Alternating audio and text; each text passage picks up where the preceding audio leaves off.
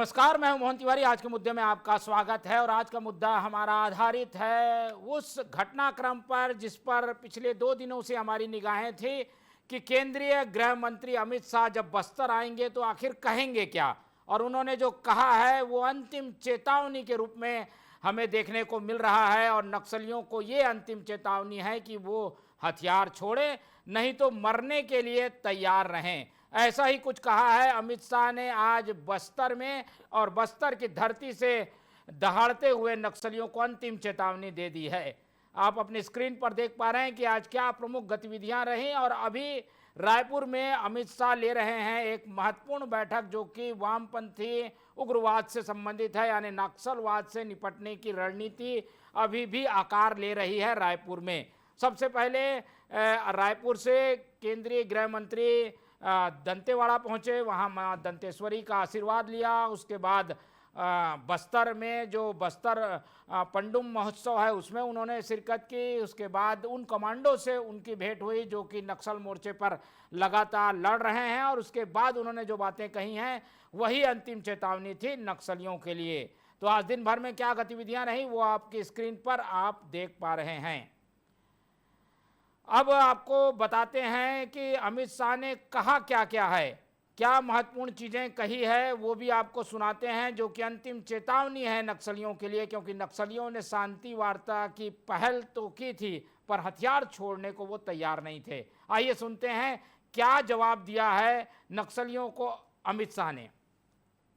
2025 में अकेले में 4 महीने की शुरुआत है, चौथे महीने की 3 महीने में 521 नक्सली भाई सरेंडर कर चुके हैं। 881 नक्सली 2024 में सरेंडर कर चुके हैं और मैं आपको विश्वास दिलाता हूं जो सरेंडर होंगे वो यहां आएंगे, मेन स्ट्रीम में आएंगे और जो हथियार रहेंगे, हथियार लेकर रहेंगे, उनके साथ सुरक्षा कर्मी उनका मोर्चा संभालेंगे। इस क्षेत्र को विकास चाहिए। हमारे देश के प्रधानमंत्री जो 50 साल से विकास नहीं हुआ, नरेंद्र मोदी जी ये 5 साल में बस्तर को सब कुछ देना चाहते हैं, सब कुछ देना चाहते हैं।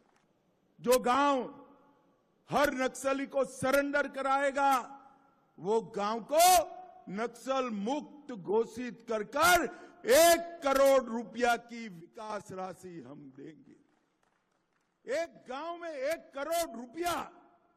भाइयों बहनों, जो अपप्रचार करते हैं, हमारे युवाओं को मारते हैं, भाइयों बहनों किसी को कोई मारना नहीं चाहता। तो आपने सुना किस तरीके से ये भी बताया कि क्या कुछ संरक्षण मिलेगा जो लोग समर्पण करेंगे और जो लोग समर्पण नहीं करेंगे उनके साथ क्या सलूक किया जाएगा, ये भी बताने से नहीं चूके अमित शाह। लेकिन अमित शाह का जब ये दौरा कार्यक्रम दंतेवाड़ा में हो रहा था, बस्तर पंडुम में जब अमित शाह शामिल हो रहे थे, तो उस पर सियासत भी हमें देखने को मिली है। कांग्रेस और भाजपा की राय सामने आई है। कांग्रेस इस पूरे आयोजन पर सवाल उठा रही है। क्या कुछ कहा है राजनीतिक दलों ने ये बस्तर पंडुम पर, आइए आपको सुनाते हैं। दंतेवाड़ा में आयोजित बस्तर पंडुम के समापन समारोह में हम लोगों का छत्तीसगढ़ का बड़ा सौभाग्य है कि आज हम लोगों के बीच में इस समारोह का समापन करने हमारे देश के यशस्वी गृह एवं सहकारिता मंत्री आदरणीय श्री अमित शाह जी उपस्थित हैं। मैं पूरे छत्तीसगढ़ की जनता की तरफ से, आप सब लोगों की तरफ से उनका बहुत बहुत अभिनंदन करता हूं, स्वागत करता हूं। और कहीं न कहीं अमित शाह को बुलाकर मैं समझता हूं कि बस्तर पंडुम के नाम से उनके चंद चहेते उद्योगपतियों को बस्तर की खनिज संसाधन को सौंपना चाहती है। उसके लिए कहीं न कहीं ये जमीन तलाश रही है, नक्सलवाद के नाम से एक नया जमीन तलाशने का काम कर रही है। और उसके आड़ में बस्तर पंडुम को एक हथियार बनाने का काम भारतीय जनता पार्टी की सरकार कर रही है। निश्चित रूप से बस्तर पंडुम के नाम से बस्तर के आदिवासियों के त्योहारों का ये सरकार अपमान कर रही है। निश्चित रूप से कि भारतीय जनता पार्टी और सरकार को बस्तर पंडुम के नाम से जिस तरह से अपमान कर रही है, इनको तो बस्तर के आदिवासियों माफी मांगना चाहिए।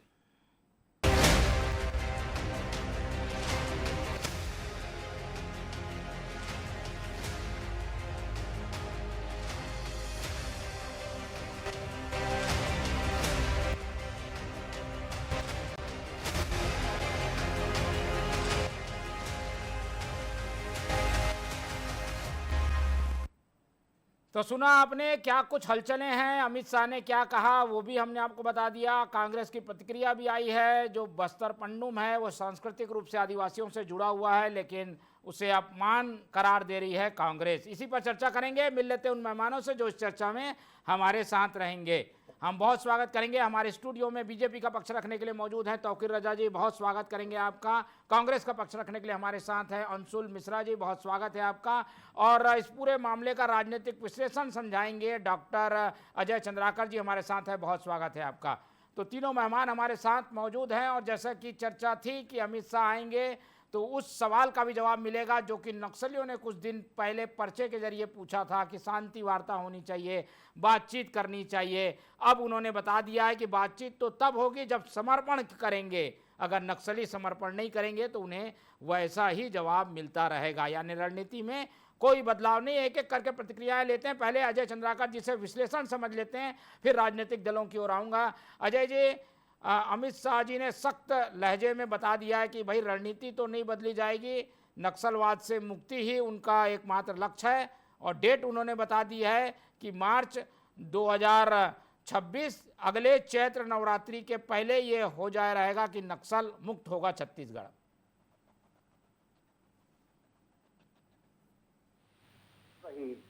केंद्रीय गृह मंत्री जी का पास टाइम में भले उसमें और वृद्धि किया गया नीति में, लेकिन वो जो रणनीति बनाए और अपने सक्षम और कुशल नेतृत्व से वो आगे बढ़ते गए।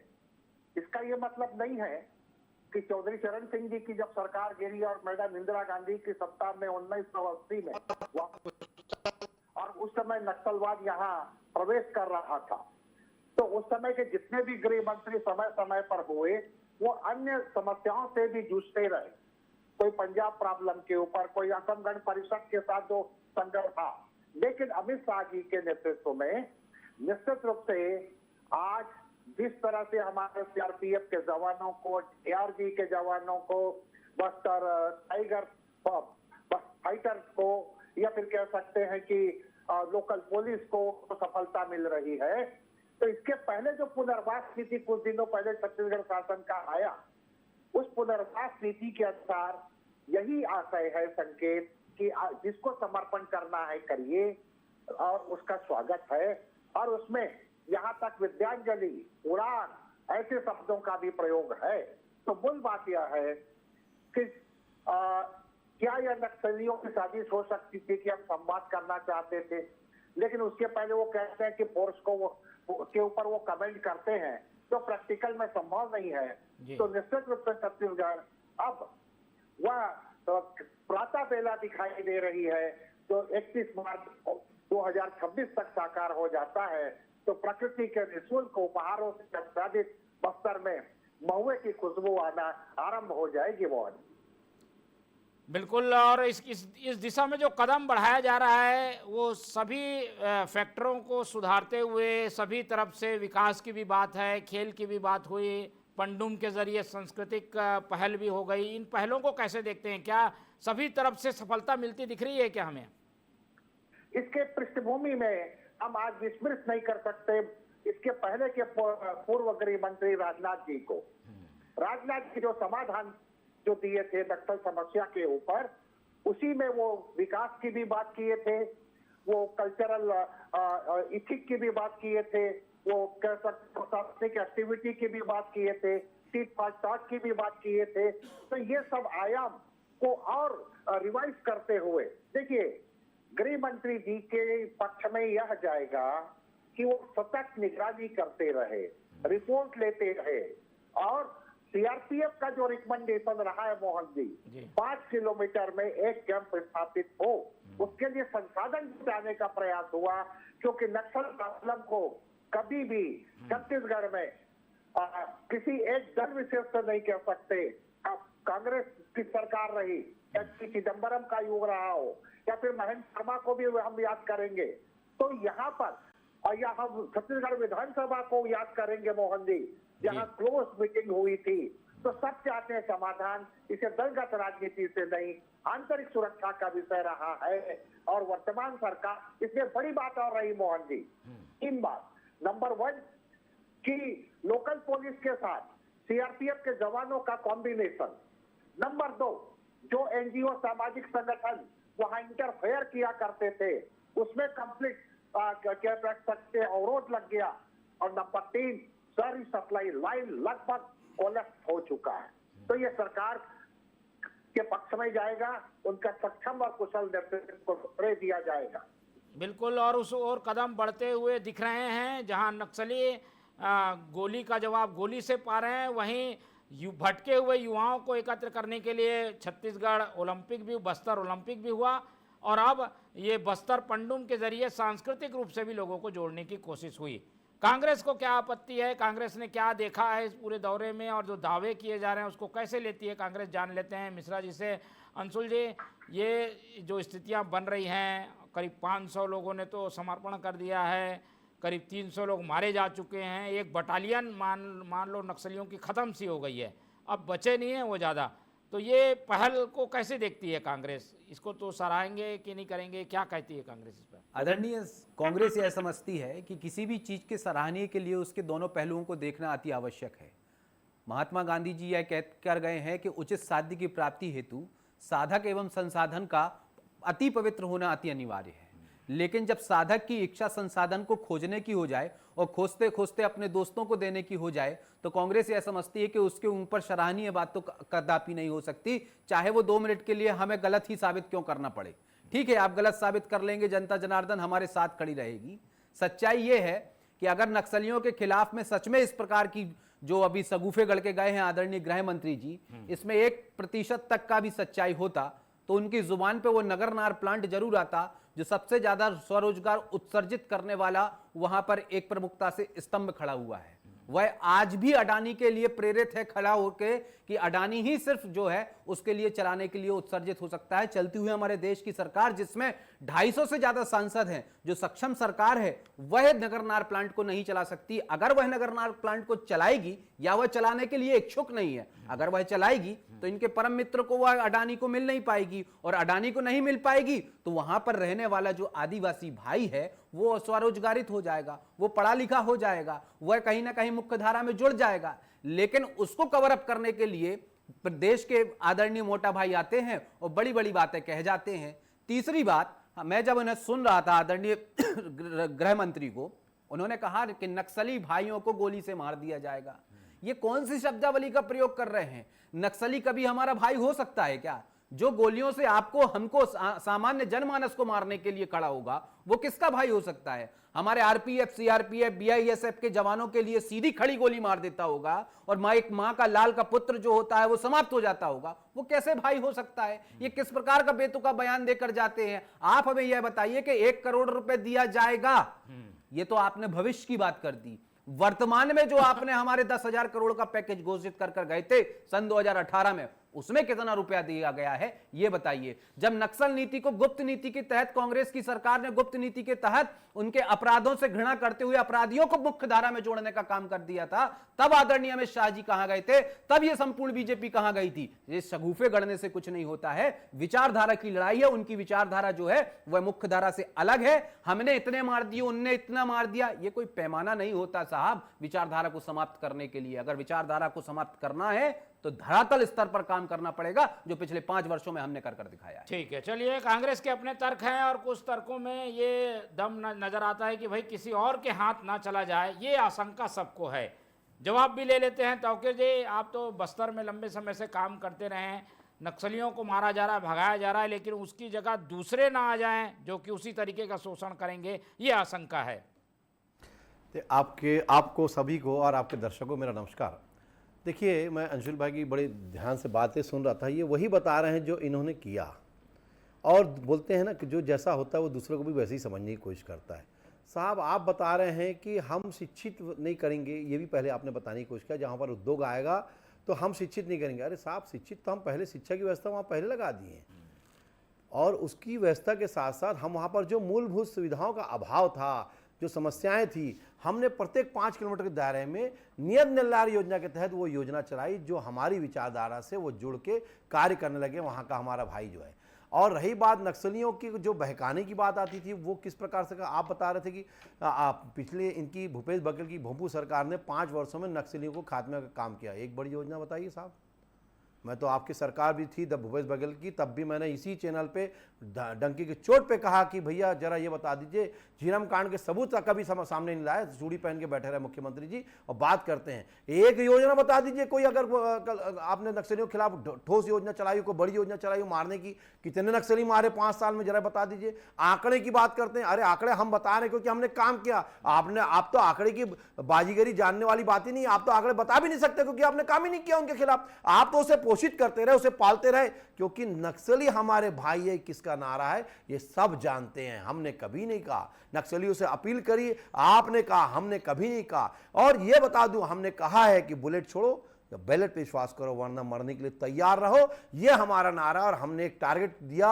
ये माननीय अमित शाह जी के नेतृत्व में पहली बार ऐसा हो रहा है कि छत्तीसगढ़ के साथ साथ जो हमारे जो ये रेड कॉरिडोर वाले पूरे जितने भी राज्य हैं, इन सब पे सीधा सीधा एक टारगेट बना दिया है कि हम मार्च 2026 तक हम नक्सलियों का समूल नष्ट कर देंगे। या तो आ जाओ या मरने के लिए तैयार हो। बिल्कुल साफ सुथरी नीति। इसके पहले कभी भी पूर्ववर्ती सरकार में, आपकी सरकार ने तो कभी पालन ही नहीं किया, कांग्रेस की सरकार ने 2014 के पहले कभी पालन नहीं किया। कोई ठोस नीति बनी नहीं।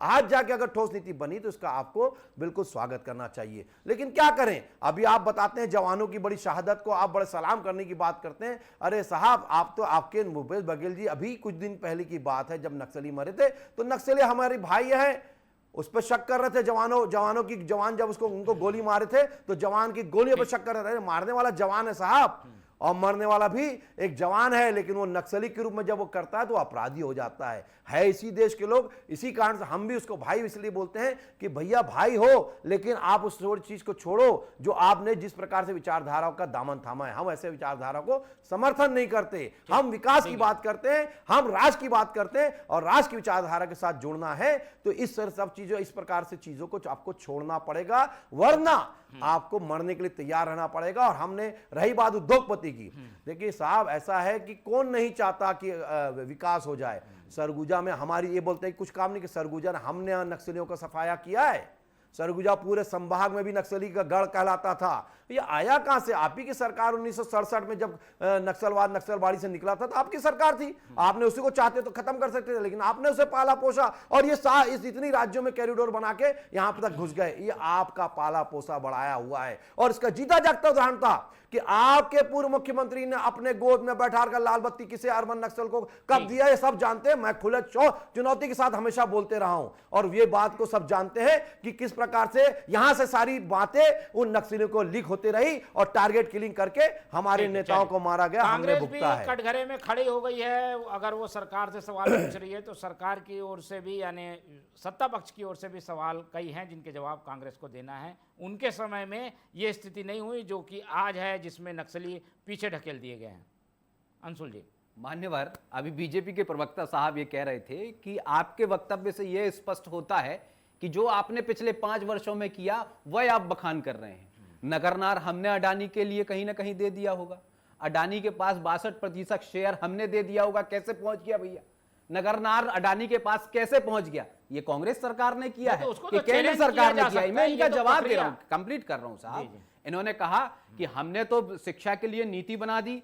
साहब, मैं आपसे पूछना चाहता हूं, गूगल कर लीजिए, पिछले 13 महीनों में कितने स्कूल जो हैं बस्तर रीजन में बंद हो गए। आदरणीय अजय चंद्राकर जी बैठे हैं, इस बात से बखूबी तरीके से वो वास्ता रखते होंगे, प्रूफ में लेकर आया हूं। चलिए, तीसरी बात इन्होंने कहा कि मुख्यमंत्री जी चूड़ी पहनकर बैठे थे। मान्यवर, आपसे मैं बार बार इस बात का निवेदन करता हूं कि चूड़ी पहनना जो होता है हिंदुस्तान में शौर्य का प्रतीक होता है। महिलाओं के शौर्य का चूड़ी प्रतीक जो होता है, होता ये बता है, दीजिए। चूड़ी जो होता है महिलाओं के शौर्य का हाँ, प्रतीक भी होता लेकिन है। वो तो कम से कम और महिला पुरुष बन के जाए। भी पुरुष का पुरुष का होता है, प्रतीक नहीं जो होता, महिलाओं के पुरुष का सामने प्रतीक सर होता झुकाता है जो कहा लेकिन जाए ये उसे बीच में अक्षर रोने से लगे, निभाया रोने जाए। लगे, ये बीच में वादा रोने किया था, लगे। वादा जो किया था, लोग- जो नहीं लोग वादा महिलाओं किया का था। सम्मान नहीं करना बताइए नहीं ना, चाहते भूपेश हैं, बघेल तो जी इस ने प्रकार सरकार के बनने के काले को पहले पकड़ते वादा हैं। किया था तो लोग कि महिलाओं मैं का अपमान झीरम कांड करना के जानते सबूत हैं। को सामने वो इस लाऊंगा। प्रकार की मेरे निर्दयी जेब में है मानसिकता तो होती जेब है। कट गई, मुझे हाथ इस कट बात गए, का या मुंह में आपत्ति दही है। दबा के बैठे मुझे रहे। इस बात तो की बात समझ में तो ध्यान आता है कि से किस प्रकार से इस चूड़ी प्रकार पहन के बैठे लोग और समाज में रहने युवाओं को लायक ठगने नहीं है। काम करते इस हुए प्रकार के ये पूरे नीच प्रदेश को सोच वाले ठगा लोग और उस भ्रष्टाचार को माँ की बढ़ावा कोख देते को रहे। बदनाम करने ये के लिए बताता बैठे है हुए। आपने इनके भी घर में जिस माँ प्रकार से बेटियां हैं, सट्टा के इनके साथ भी घर में आपने इनकी माँ है, घोटाला किया इनके भी युवाओं घर के में साथ, इनकी पत्नी केसरी है, घोटाला किया, अपमान करने कोयला वाले घोटाला लोग हैं किया, ये। ये इस सब प्रकार घोटाला आप करके जब अपनी अपनी जेब घर में भरते माँ रहे बहनों की और इज्जत बड़ी नहीं बड़ी करते, बातें करे वो वही उनके नक्सलियों के चिचेरे सम्मान और वही सामने शिक्षक कर करते हैं। पाएंगे। हमने हमने काम तो कभी किया है, यही नहीं हमने कहा। इंडस्ट्रीज दी, अरे आदरणीय, हमने बनाया इंडस्ट्रीज को, आपके गृह हमने मंत्री बनाया आते हैं, छत्तीसगढ़ को, नक्सली हमने वायु छत्तीसगढ़ की राजभाषा बात का करते हैं जो है और आप जो चूड़ियों की स्थापना बात करी करते थी, रह जाते हैं। आपने करा ये क्या? निम्न मानसिकता छत्तीसगढ़ हिंदुस्तान भाषा बर्दाश्त का नहीं नाम करेगा। लेकर इस ठगने बात का काम किया, मेरा इसी कारण पुरजोर से विरोध है। जनता समझ ये गई और गंद जनता फैलाने ने का काम उखाड़ करने फेंका वाले है। ने ये शांत दिखता कराया। चलिए है, एक एक करके एक ये एक दिखता करके, है, एक एक ये करके। दिखता है कि किस ठीक है, प्रकार से चलिए, जनता ने आएंगे इस पर। उखाड़ ये फेंका लगता है बीजेपी इस को पर आएंगे, लगता ठीक है है, ठीक। जो अपनी माँ का सम्मान न कर पाए, अरे जो हाँ, अपनी नहीं, बहन का नहीं, सम्मान चलिए। न कर हमने पाए, करा अपनी जो माँ का अपनी सम्मान, मम्मी नहीं, का नहीं, सम्मान कर इसको पाए। इसको मान सम्मान से मत जोड़िए, मत जोड़िए। ठीक है अंशुल जी, कपिल जी हो गया, हो गए, बात आ गई, आ गई, आप दोनों की बात आ गई है। चूड़ियों के ऊपर बात ठीक है। करते हो। अरे इनके साहब, पास अरे आ गई बात, आ अरे गई। मानसिकता आ आपकी गए। खराब है, आप कपिल अपने जी, शब्दों का प्रयोग करना अंशुल पड़े, जी, देखो अरे ऐसा है आप मेरे अनुज हो, चलिए। लेकिन इस प्रकार चलिए से आप शब्दों का लेंगे, प्रयोग- नहीं नहीं ऐसी नहीं, ठीक है। चलिए दोनों प्रवक्ता बिल्कुल अपनी पार्टी की लाइन रखिए, एक दूसरे पर आरोप मत लगाइए, ठीक है। आपके लोगों ने चलिए नहीं नहीं अंशुल जी हो गया, अंशुल जी हो गया, और ये बात आ अपने गई। जेब भरते अजय जी की टिप्पणी ले लेते हैं, अजय जी ये हो गई बात, आ गई, आ गई बात, आ गई, आ गई, ये हमारा है, आ गई। अजय जी की टिप्पणी लेते हैं, अजय की बारी है। संस्कार है ये कांग्रेस हाँ, के हमारा ये संस्कार है, कैसे आपकी नहीं, नहीं, सम्मान करना है, चलिए। आपकी कैसे सम्मान संस्कार करना है, करते हो, ये देखिए चलिए किसके चलिए प्रकार ये से अलग अलग आप विषय सम्मान पे हो करते जाएगी, बहस अलग आ जाएगी। भूपेश बघेल चलिए। चूड़ी पहन के बैठे, अगर ऐसा चलिए, है आवाज डाउन करके दोनों अजय जी की बाइट, अजय जी क्या, भूपेश बघेल से सबूत हिंदुस्तान ठीक है, सुझाव लीजिए, सुझाव। अरे अंशुल जी 2 मिनट रुक जाइए, हो गया, आ गई बात, आ गई। ऐसे डिबेट नहीं हो पाएगी, ऐसे में डिबेट नहीं हो पाएगी। तो क्या वो भी चूड़ी अरे पहन के अंशुल जी, बैठा है अंशुल जी क्या? हो गया, ये हो दिखता गया। है। अजय जी की टिप्पणी ले लेते हैं। अजय जी ये आरोप प्रत्यारोप में तो राजनीति उलझ जाएगी, पर क्या नहीं नहीं कोई ऐसी मानसिकता है नहीं नहीं नहीं नहीं गलत गलत है, नहीं नहीं कोई गलत नहीं नहीं नहीं गलत गलत गलत गलत नहीं नहीं ऐसी कोई गलत बात है, ये गलत बात अंशुल जी, ऐसी कोई बात नहीं, ये संस्कार नहीं नहीं गलत गलत गलत है। अरे अंशुल जी सुनिए तो बात को, ये दिखता अरे है, आपके बाजू ये में आपत हो रहा बैठे है। ऐसा मत अरे करिए। ये इनके कुकर्म दिख रहा है, नहीं नहीं आज अपनी नहीं मानसिकता चलिए अजय जी की टिप्पणी ले लेते हैं। अजय, अरे अंशुल जी, अरे इसमें क्या गलत है भाई, कोई ऐसी नहीं, कोई ऐसी बात नहीं है। सम्मान में करूंगा। अरे कोई अपमानजनक बात नहीं कही गई है, कोई अपमानजनक नहीं नहीं पहनने की बात कर रहे हो। बिल्कुल नहीं, करेंगे, नहीं, भूपेश बघेल चूड़ी पहन के बैठा है। ये एक कहावत है, ये कहावत है। मंगोला, अरे इतना ही दम है कि अरे अंशुल जी ये आम बोलचाल में कहावत है, छोड़िए ये बात को, चलिए।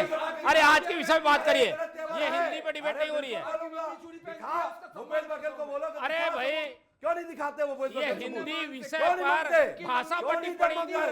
डिबेट नहीं है। इतना अजय दम जी, मंगाओ। अजय जी हमें बताइए आप दिखाओ। दोनों, आप तो दो ये दिखता गुरु जी किस भी प्रकार हैं, की मानसिकता है। प्रोफेसर साहब देखिए, है, शब्दों प्रोफेसर का साहब प्रयोग इनसे करेंगे। सुनिए, बिल्कुल तो करूंगा। प्रोफेसर साहब है, सुनिए। अरे आप चुप रहिए। अरे अंशुल जी, अरे भाई सुनिए तो, गुरुजन को सुनिए। चलिए ऐसे में डिबेट नहीं हो पाएगी अंशुल भूपेश बघेल जी। अपनी माँ का भाई अपमान आज किया। की डिबेट वादा जो है, करके सुनिए मुकर मेरी बात गया। सुनिए, मेरी वादा बात करके मुकर सुनिए। गया। भाई आज की डिबेट इस बात पे है कि नक्सल समस्या कैसे खत्म होगी, हिंदी विषय की भाषावली शब्दावली पे नहीं है। अजय जी की टिप्पणी सुनिए। अजय जी क्या कहेंगे, दोनों प्रवक्ताओं को कुछ ज्ञान देते हुए आप इस विषय पर अपनी बात रखिए। मोहन जी, ये जो नक्सल प्रॉब्लम है, बहुत अच्छी बात हुई कि आज 1967 को याद किया गया।